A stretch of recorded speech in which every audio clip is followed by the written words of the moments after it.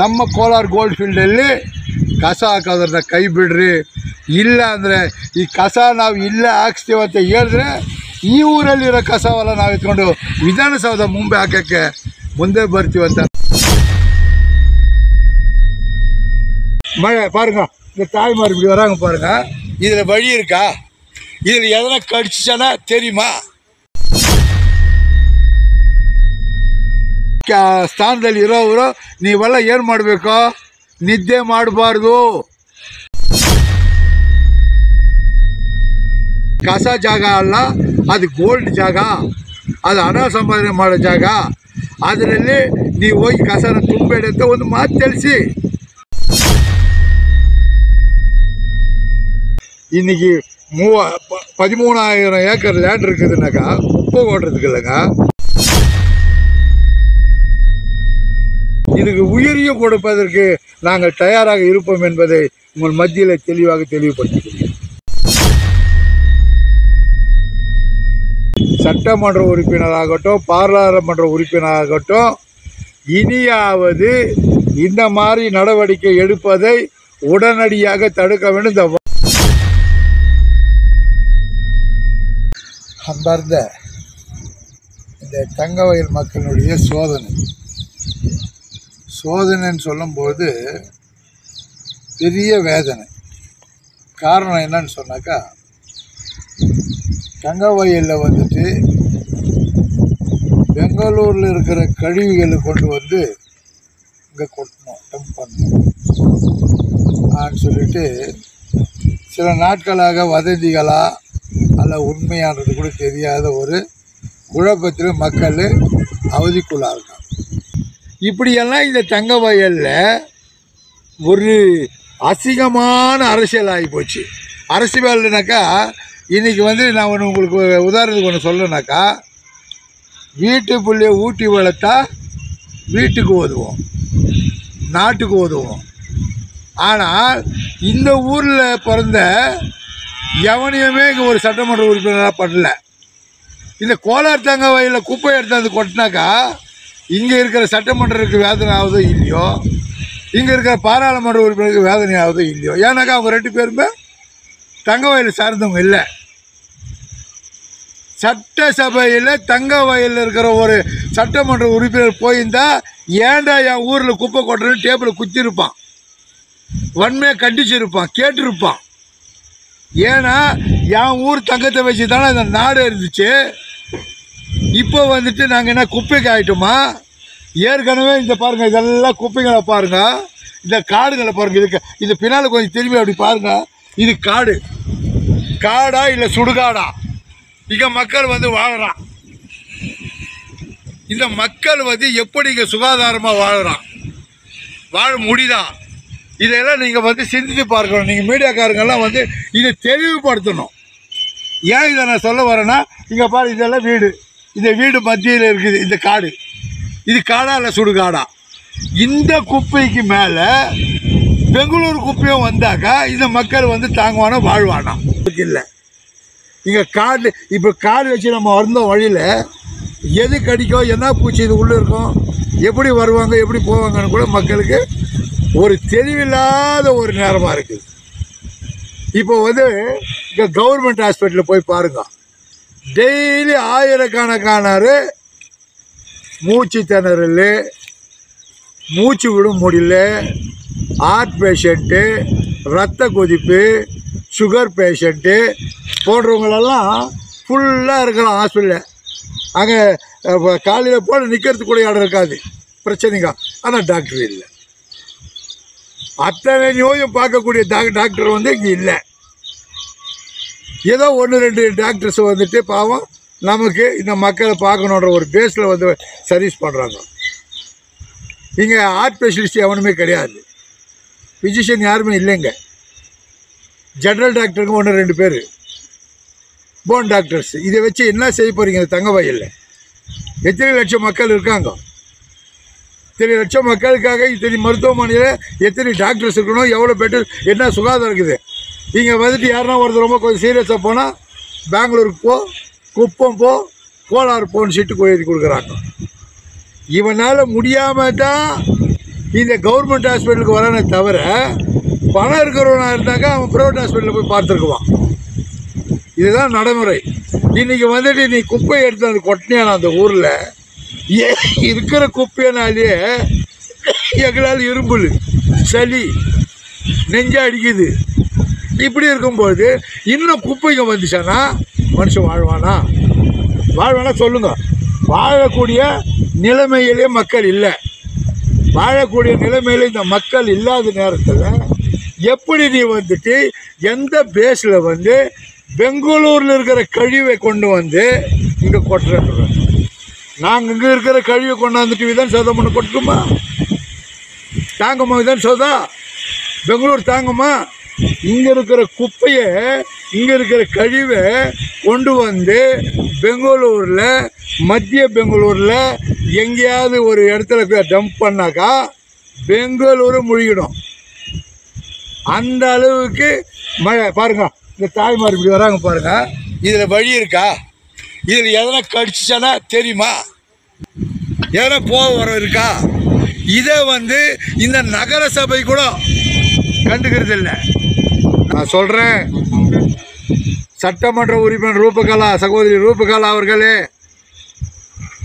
பாராளுமன்ற உறுப்பினர் மலேஷ் பாபு அவர், மலேஷ் பாபுலாம் பார்லிமெண்ட்டில் இதுக்கு குரல் எழுப்பின தங்கவயிலை பற்றி, சட்டசபையில் சகோதரி ரூபகலா குரல் எழுப்பணும்.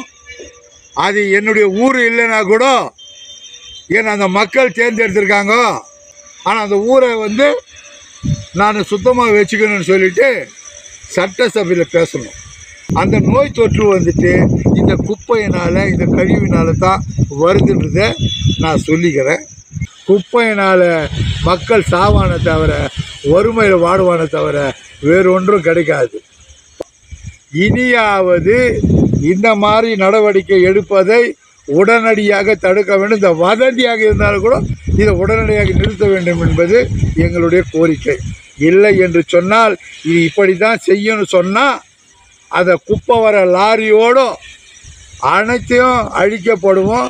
அதிமுக, அண்ணா தொழிற்சங்க சார்பாக இந்த ஊரில் முதல்ல குரல் கொடுக்கறதும், முதல்ல இந்த மாதிரி ஒரு இழிவான செயல் இங்கே ஏற்பட்டால் இதுக்கு உயிரியும் கொடுப்பதற்கு நாங்கள் தயாராக இருப்போம் என்பதை உங்கள் மத்தியில் தெளிவாக தெரிவிப்போம்.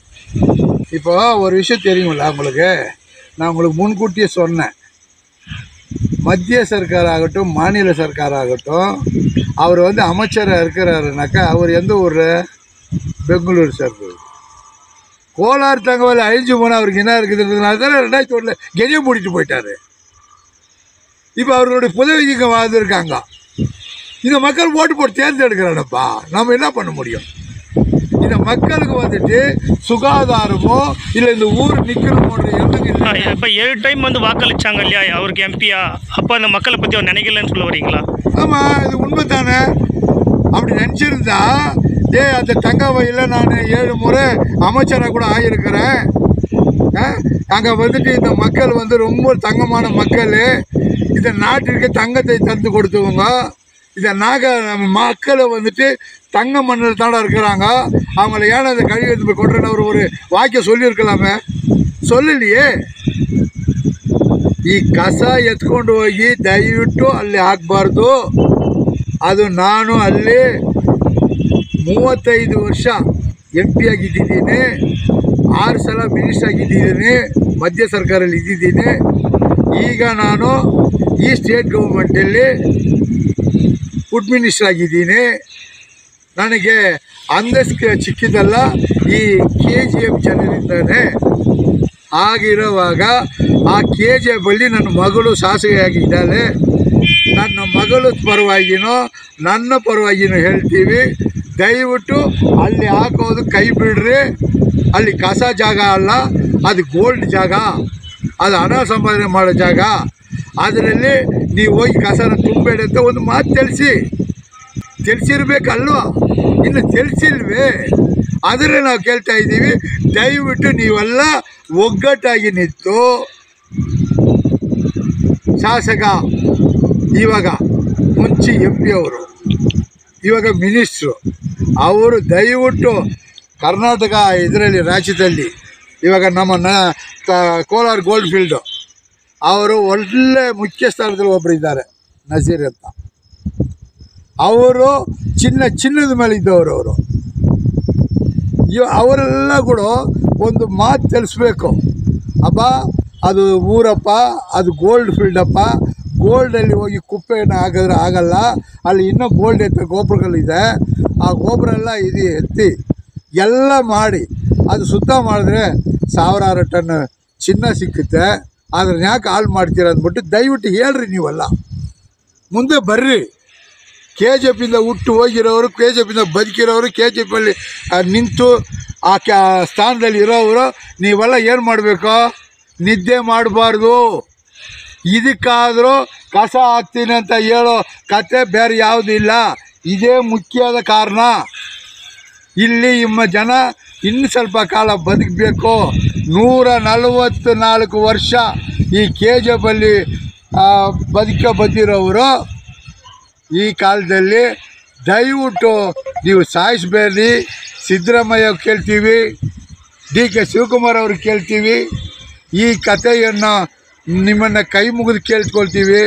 ದಯವಿಟ್ಟು ನಮ್ಮ ಕೋಲಾರ ಗೋಲ್ಡ್ ಫೀಲ್ಡಲ್ಲಿ ಕಸ ಹಾಕೋದ್ರನ್ನ ಕೈ ಬಿಡ್ರಿ.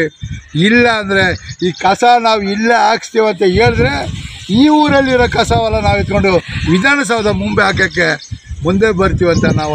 ಈ KGF ಚಿನ್ನದ ಗಣಿ ಯಾವಾಗ ಸ್ಟಾರ್ಟ್ ಆಯಿತು ಅಂತ ಹೇಳಿದ್ರೆ 1880ರಲ್ಲಿ ಈ ಬ್ರಿಟಿಷ್ ಅವರು ಇರೋವಾಗ ನಮ್ಮ ತಮಿಳ್ನಾಡಿಂದ ಎಲ್ಲರನ್ನೂ ಇಲ್ಲಿ ಕೆಲಸ ಮಾಡಲಿಕ್ಕೆ ಕರ್ಕೊಂಡ್ಬಂದರು. ಸುಮಾರು 1880ರಲ್ಲಿ ನಾವು ಬಂದು ಇಲ್ಲಿ ಗಣಿ ಸ್ಟಾರ್ಟ್ ಮಾಡ್ತಾರೆ. ಯಾರೋ ನಮ್ಮ ತಾತ, ನಮ್ಮ ಅಪ್ಪ ಎಲ್ಲ ಬಂದ್ಬಿಟ್ಟು ಇಲ್ಲಿ ಸ್ಟಾರ್ಟ್ ಮಾಡೋರು. ಬ್ರಿಟಿಷ್ ಅವರು ಮಾಡೋವಾಗ ಒಳ್ಳೆ ಸೇಫ್ಟಿ ಇತ್ತು. 67 ವರ್ಷ ಅವರು ಇರೋವಾಗ ಒಳ್ಳೆ ಸೇಫ್ಟಿ ಇತ್ತು. ಯಾಕಂತ ಕೇಳ್ತೀರಾ? ಚಿಕ್ಕದಾಗಿ ಒಂದು ಹಟ್ಟೆ ಇದ್ದಿತ್ತು. 35,000 ಎಂಪ್ಲಾಯೀಸ್ ಇಲ್ಲಿ ಕೆಲಸ ಮಾಡ್ತಾರಂದರೆ 4-5 ಸಂಸಾರ ಒಂದು ಮನೆಯಲ್ಲಿದ್ದರು. ಎಷ್ಟು ಯಾಕೆ 10 ಒಂದು ಹಟ್ಟಲ್ಲಿ ಆ ಹಟ್ಟಾಗಿದ್ರೂ ಅವ್ರು ಏನು ಮಾಡಿದರು ಅಂದರೆ, ಇಲ್ಲಿ ಒಂದು ಮನೆ ಬರುತ್ತಂತ ಇಟ್ಕೊಳ್ಳಿ, ಇಲ್ಲಿಂದ 10 ಅಡಿ ಬಿಟ್ಟು ಇನ್ನೊಂದು ಮನೆ, ಬ್ಯಾಕ್ ಸೈಡು 10 ಅಡಿ ಗ್ಯಾಪು ಆ ಸರಂಡಿ ಹೋಗೋಕ್ಕೆ. ಹಿಂಗೆಲ್ಲ ಎಷ್ಟು ಸೇಫ್ಟಿ ಜನಕ್ಕೆ ಬೇಕೋ ಅಷ್ಟು ಸೇಫ್ಟಿಯಾಗಿ ಇಟ್ಟಿದ್ರು. 47 ಎಬೋ ಬ್ರಿಟಿಷ್ ಅವನು ಹೋಗ್ಬಿಟ್ಟ.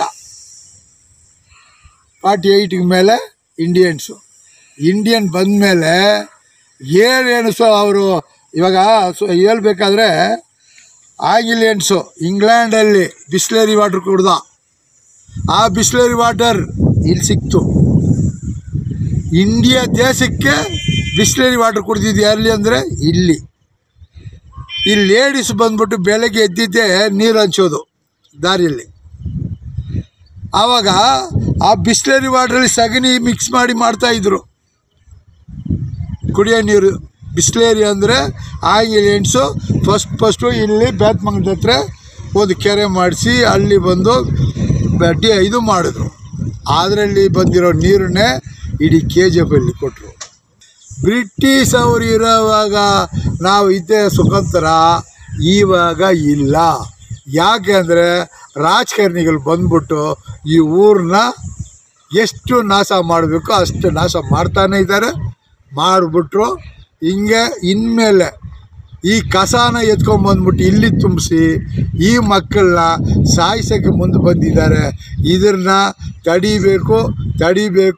ತಡಿಬೇಕಂತ ನಾವು ಕೇಳ್ಕೊಳ್ತೀವಿ.